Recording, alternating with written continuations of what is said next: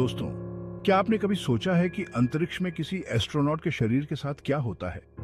अंतरिक्ष में जीवन जितना रोमांचक है, उतना ही जटिल और चुनौतीपूर्ण भी है। तो सुनिए, ये बड़ा दिलचस्प है। अंतरिक्ष में मौत का सामना करना एक ऐसा विषय है जो बहुत कम चर्चा में आता है। अंतरिक्ष रहस्यों से भरा है। वहां की विशालता और अनंतता हमें हमेशा आकर्षित करती है। और जैसे जैसे नासा और आईएसआरओ जैसी एजेंसियां अंतरिक्ष में अपने एस्ट्रोनॉट्स भेज रही हैं, एक सवाल मन में आता है। अगर कोई वहीं ऊपर मर जाए तो क्या होगा? अगर कोई वहीं ऊपर मर जाए तो क्या होगा? यह सवाल जितना सरल लगता है, इसका उत्तर उतना ही जटिल है। अब तक 21 एस्ट्रोनॉट्स अपनी जान गंवा चुके हैं। अंतरिक्ष में मौत का सामना करना एक दुर्लभ लेकिन संभावित घटना है।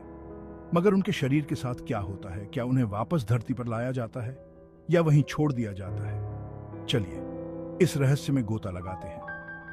अंतरिक्ष में किसी की मौत होने पर क्या प्रक्रियाएं अपनाई जाती हैं, यह जानना महत्वपूर्ण है।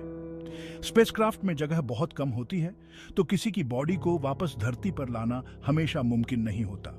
स्पेसक्राफ्ट में सीमित संसाधनों और जगह के कारण यह एक बड़ी चुनौती बन जाती है। ऐसे में मृत एस्ट्रोनॉट को एक एयरलॉक सूट में रखकर अंतरिक्ष की विशालता में छोड़ दिया जाता है। यह एक कठिन लेकिन आवश्यक निर्णय होता है।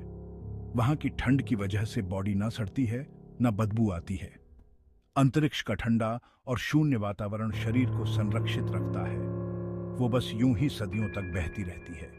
यह विचार ही अपने आप में अद्भुत और भयावह है। नासा और बाकी स्पेस एजेंसियों के पास कुछ नियम होते हैं। ये नियम अंतरिक्ष में किसी की मौत होने पर अपनाई जाने वाली प्रक्रियाओं को निर्धारित करते हैं। अगर मौत लो अर्थ ऑर्बिट में होती है, तो क्रू बॉडी को एक खास कैप्सूल में वापस ला सकता है। यह प्रक्रिया जटिल और जोखिम भरी होती है। लेकिन अगर स्पेस टाइट है या मिशन लंबा है, तो बॉडी को अंतरिक्ष में छोड़ना ही एकमात्र विकल्प होता है।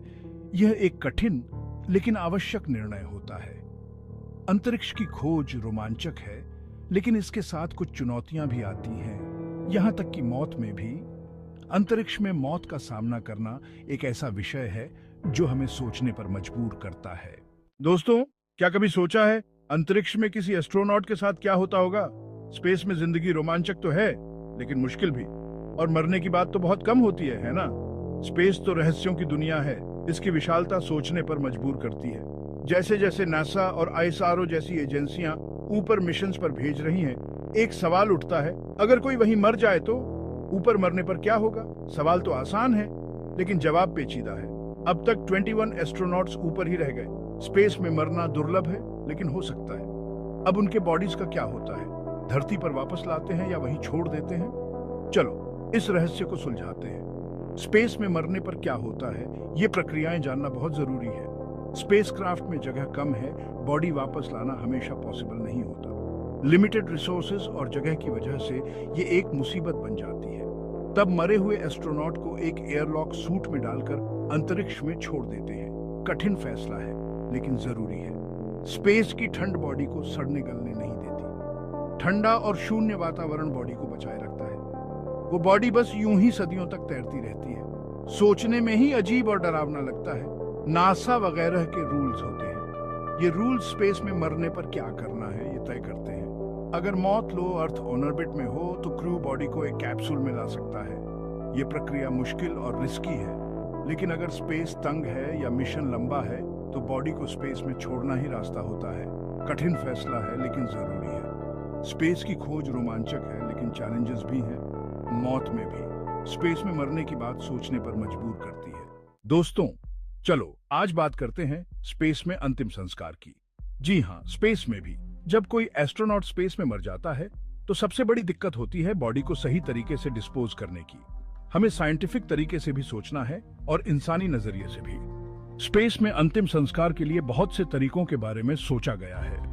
एक फेमस तरीका है प्रोमेशन। इसमें बॉडी को पहले फ्रीज किया जाता है और फिर वाइब्रेशन से छोटे छोटे पीसेस कर दिए जाते हैं।